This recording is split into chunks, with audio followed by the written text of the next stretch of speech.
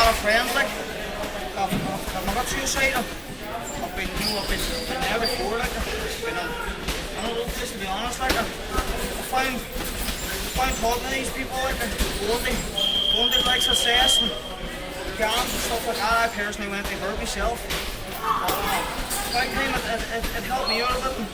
I know there's a lot of boys my age maybe that fear like to speak up and let people know how they're feeling. Maybe they feel a bit embarrassed because they think they're hard men or whatever. It's not what it's about speaking out, letting people know how you feel and getting the help that you need. So, do you believe that sports may help anyone else who suffers from any depression or other mental issues? Do you think it would help? Definitely, that's why I'm supporting this club so much. Because I truly, honestly believe that training's the way to do it. I mean, it makes you feel so much better about yourself, it rebuilds your confidence. As long as you're feeling physically healthy, and that's true, you are feeling mentally healthy. You think it's going to be a long road, you have to start somewhere. I'm going to put this close to your face right now because of the radio and all. Oh, it's good lights, nice lights. Chrissy, why are you participating in sport against suicide? Well, I think it's three fantastic charities. You have CS Cans and then World Search and Rescue.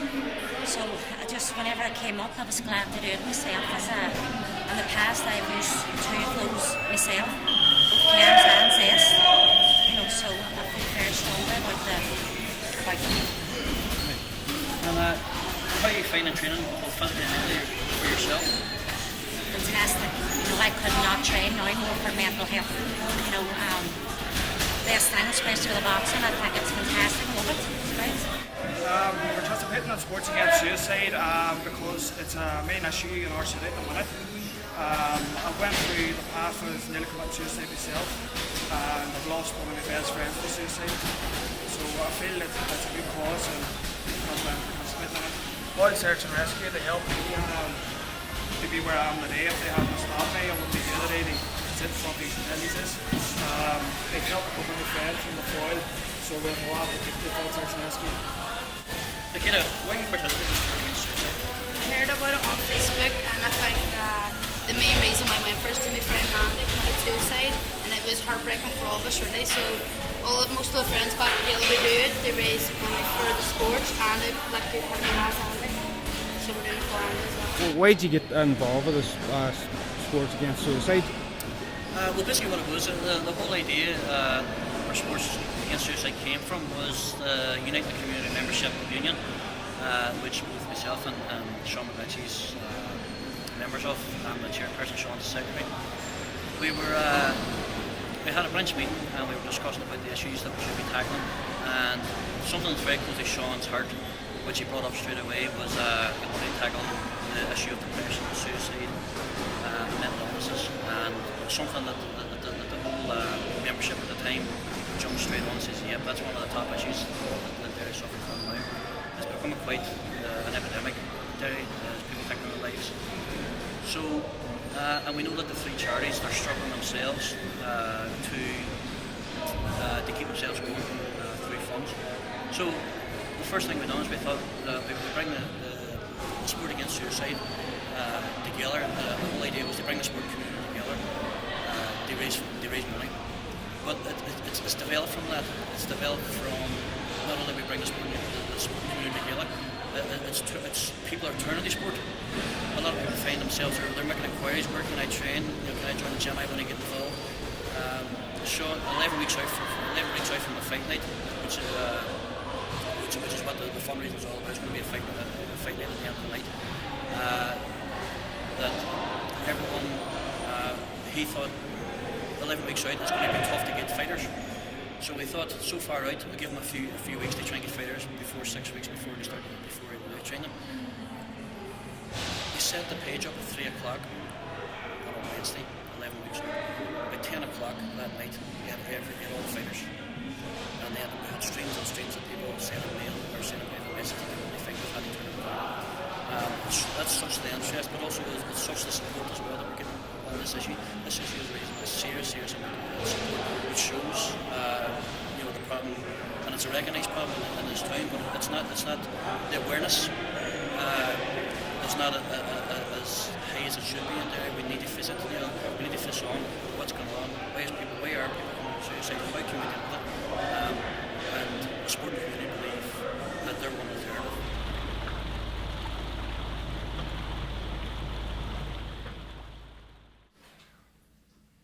So Jeremy, you were saying your mother committed suicide.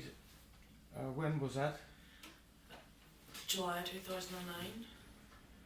And she was an alcoholic. Yeah. Was she an alcoholic, drinking alcoholically for long? Yeah, I was a young enough age. She was drinking, yeah. Did that affect how you grew up? Oh, definitely. Because it was like, when she was sober, she was the nicest person, but when she was drinking, it was two different people. And it just affected, you never really had any, like, mother-daughter, like you would see, like going shopping and doing wee stupid things, like watching the DVD. You never had none of that because she was always drinking. And even, like, she was really good, she wanted to come off it, and she had tried. She was in the Northerns, she'd done 4 weeks in the Northerns, and she stayed off it for about maybe 2 months when she came out. I suppose that's an addiction too. She couldn't stop. It was her way of coping. That's what. You know about her death? Yeah, well, she hung herself in our house, and I was in my own flat that day, and I got a phone call from one of the neighbours. One of my friends, my childhood friends, primary school and secondary school, all together, and it was her came on the phone and she told me, because I knew there was something wrong, and I refused to go over until they told me. When I went over, I seen first it was the living room window was open, and I said to my friend, I'm going to go on that window. I wanted to see her, but when I went up closer, I realised the key was in the front door. So I went in, and she was still on the stairs. It was the stairs where she'd done it, and there was a white sheet over her. But to me, I thought I closed the front door, but I went in and I pulled the sheet back from her. That was grand, and I walked back out, and somebody shouted, "Grab her! She's going to collapse." My friend said she had to grab me, but after that then she informed me that I went in and the door was open, and I'd walked out and apparently had nearly collapsed when she grabbed me. And she's only a small fine thing, like, says it really was a dead weight, but it was, I don't know, like, as in the street, it must have shocked and numbed. There was people talking, and I actually laughed with nerves after I seen my mommy, like she was still hanging. When I seen her, I actually laughed with nerves, and I had to phone my brothers to tell them, and they hung up, and then the youngest phoned back and asked, was she dead? And I was like, well, obviously, what do you think? But I think he was hoping for a miracle that she wasn't dead, that maybe she was caught in time, but Miracle that day? yeah.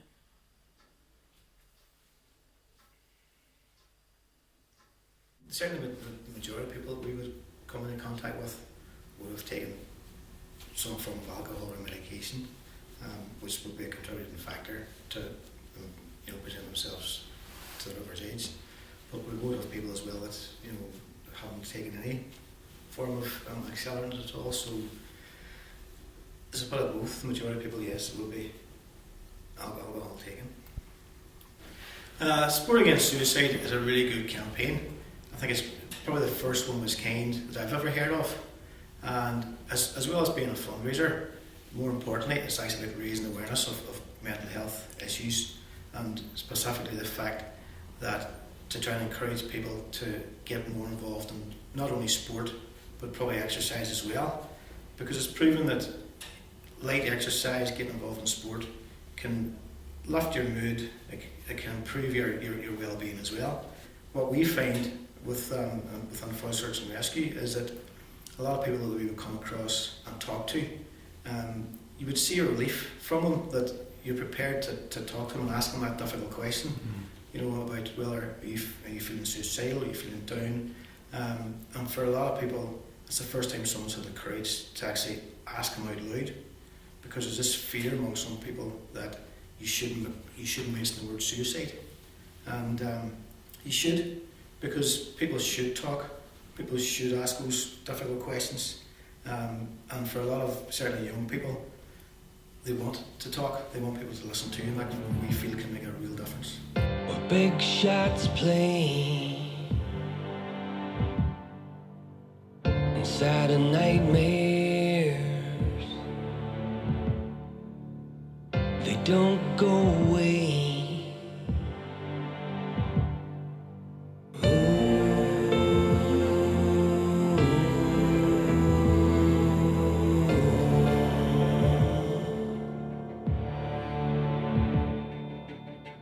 Stops for no one.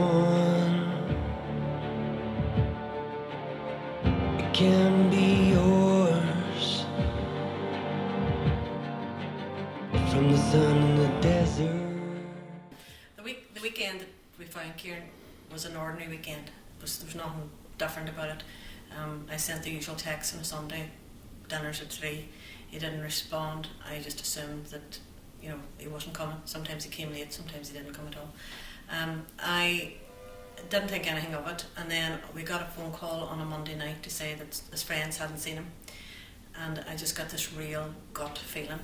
Just asked a few questions, and then I just got this gut feeling that he was dead and that this was it, because I knew that he was down about certain situations in his life. And so when we went to the house and found Kieran, it was like nothing you could ever imagine explaining to somebody. But for me, I didn't cry. I just became extremely calm. My first words were, don't touch anything, leave everything as it is. I had the conversation with him. He promised me he wouldn't kill himself. He promised me he was okay. He promised that he would always come and talk to me. I told him I loved him. He told me he loved me. He had a key and a bed in my house. He knew he could come anytime if he was down. He promised me that he would. I thought that I'd done everything that I could. Now that he's dead, I think I could have done more. I believe I could have done more. And all the people in the world that tell me that I've done everything that I could have done, I think there could have been something else. I think there's always another way. There's always another answer. I keep saying I need to talk about it. I need to talk how it was, how it is for me now. And that's the way I ended up, that I decided I'd gotten involved with Cycle Against Suicide a few years ago with homestays, and then I decided anyway that I was going to do homestays this year. And then I thought, well, maybe I'll take up cycling, maybe I'll do a day cycling. So that's how it started. And family said, you're mad, you're overage, you're overweight, you're too old, you're overweight. You know, you need to catch yourself on. And that was like a red rag to a bull. I thought, well, I'm going to Definitely going to do it, going to cycle.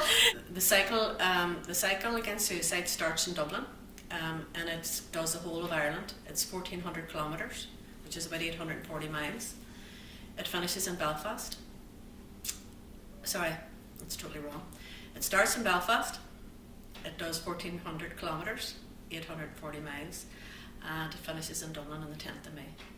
So halfway through the cycle, I'll have turned 55. So I'm a menopausal, overweight 55-year-old woman taking on a huge challenge. Sounds like the best time to do it. Sounds like the best time to do it, I think. On the shore.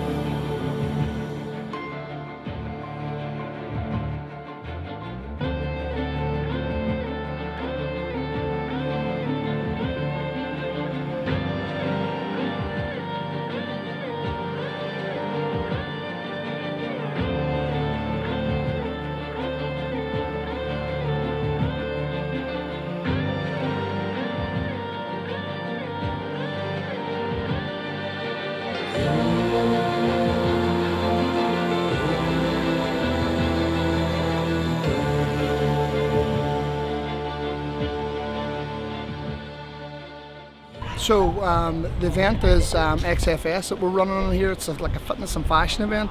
It's about physique basically, and beauty, and like the whole fitness aspect of modelling. Yeah, but we've brought Sports Against Suicide into the mix because I just think it's an amazing cause.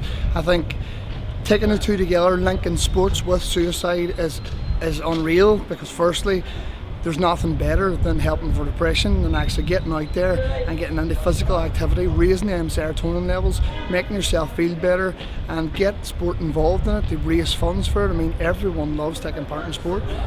What better way to actually raise some funds? And hopefully in here today we've 700-800 people come to watch this event, that when they pass by and they see the sign, they see the banner, they see the t-shirts, that hopefully it raises a bit of awareness for the cause. We have a lot of support out there, but a lot of hard work that's gone into this. And the event's coming up on the 24th, was it, the dinner? The dinner event's on the 24th, and this will be highlighting the 3 vital charities that we have, that we are supporting and fundraising for, which is Foil Search and Rescue, Zest and CAMHS.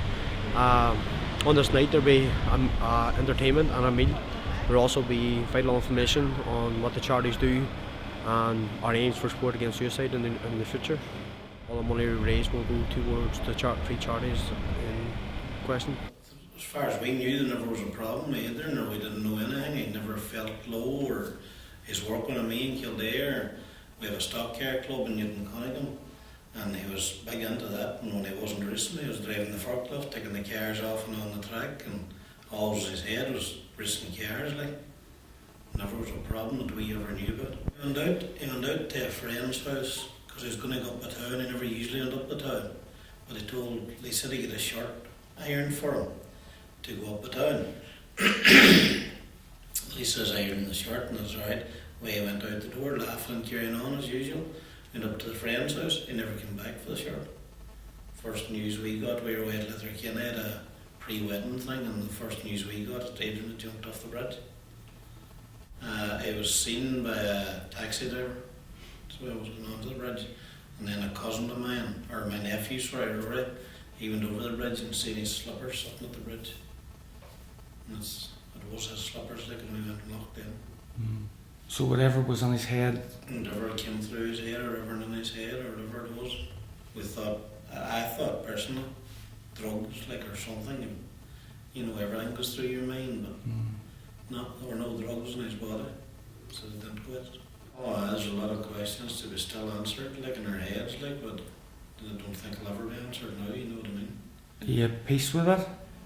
No, you never really get to peace with it. You learn to live with it, that's all you can do, like. You know, they say time heals, but it doesn't. Time doesn't heal. You learn how to deal with it better. Well, we went to the bridge that night and we talked to Paddy Wilson. I was Foil Search and Rescue at that time, and Paddy came to visit me the next morning, and he told me the procedure, the long it take and the search and all. So we organised family and friends and all workmates, and the first day we had 250 people at the bridge looking for Adrian. And I never knew or understood what Foil Search and Rescue meant up until that time. Like. But they came into our lives and were part of our lives for them 16 days, and we're very good friends with them ever since, and support everything we can do for them. Like, we raise money for that Spirit of Adrian boat that you see out there. And, you know, if it wasn't for Foil Search and Rescue, we wouldn't be fit to have anywhere to go today and say our prayers, or would have no grave. We wouldn't have had a body, like, only for them. You know, simple as that. Like, you know, they're not appreciated at all. Not enough funding going to them. You know, simple.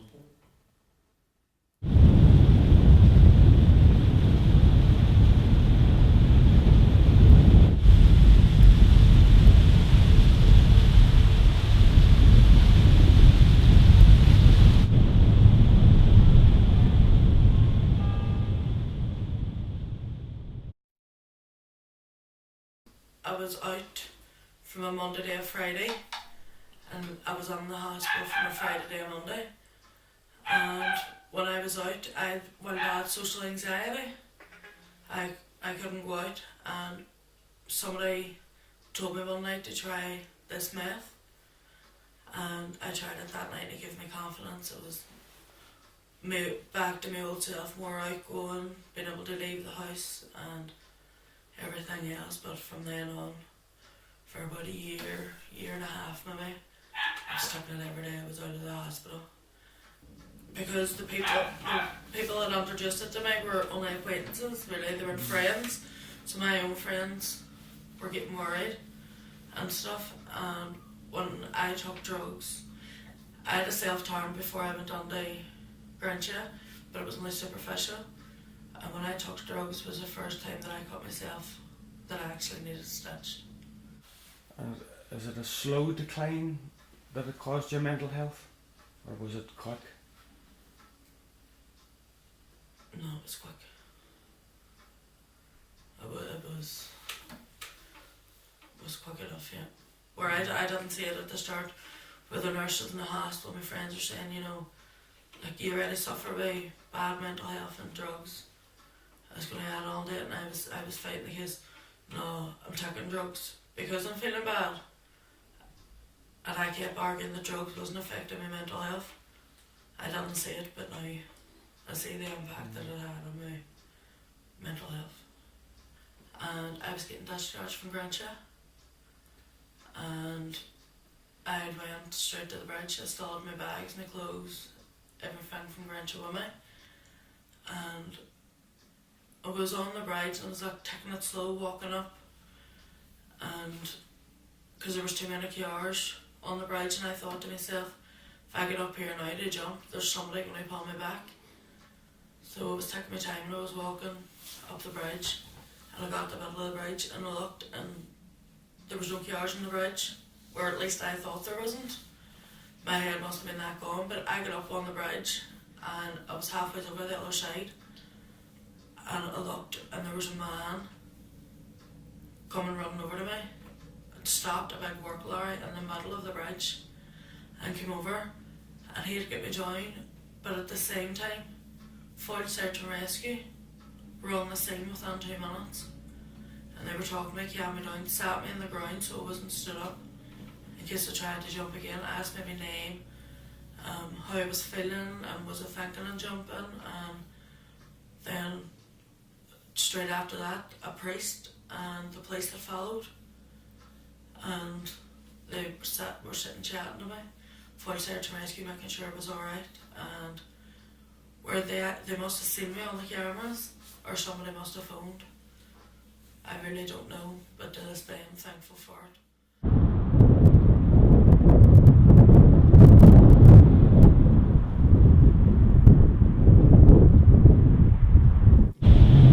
They contacted us to sort of invite us on board. They look at, suppose, a fundraising event which they were planning, and they thought, I suppose, CES, one of the agencies, along with World Search and Rescue and CAMS, were very much active community services that was really dealing with people on the front line who were self-harming or suicidal. So when we had seen this opportunity, we thought it was a great opportunity, not alone just to create the awareness, but to be able to deliver service to a broader member of our community, because we know the number of suicides within the Western Board area. We know that alcohol and suicide is very prevalent in young men. And I suppose that this whole day's event is about fitness and health. But what we also realise is, you know, people who look fit and probably do a lot of fitness doesn't mean they don't suffer from, you know, psychological distress or mental health, because this can touch anybody. Suicidal thinking and suicidal behaviour is a behavioural response to people not feeling okay about themselves. So the work that we do within CES is really the counselling work and the training in this area, so that people really can live more healthier, I suppose, fuller lives, and deal with the stress that either leads to depression, leads to attempted suicide, leads to self-harming. CAMS was set up in 1994, and initially it was a meeting that was held locally here in our city, and it was held in the Gilta in Derry, and it was a lot of interested people from the community, both statutory, voluntary, and the community at large was very interested about the increase on stress and mental health and how it was impacting on a lot of people in the city. As a direct result of that public meeting, the project CAMS originated, and CAMS is an acronym for Community Action for Locally Managing Stress.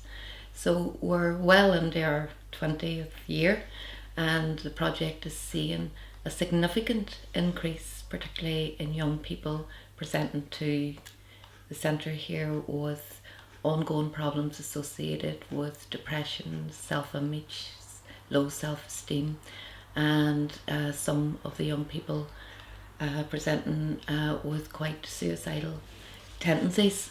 Some of our people as well have become counsellors here, have also engaged in helping us with youth services. I suppose firstly we totally welcome this opportunity to thank Sport Against Suicide for inviting CAMS to be part of it. Like many groups in the city, whilst we're doing sterling work, funding is an ongoing problem. As we're doing it to raise money here for these charities. These charities need it, like, we need all the help we can get because we need them to stay here. Because we call it Sport Against Suicide, but suicide has become a sport in Derry, so it seems, and it needs to be changed as soon as possible.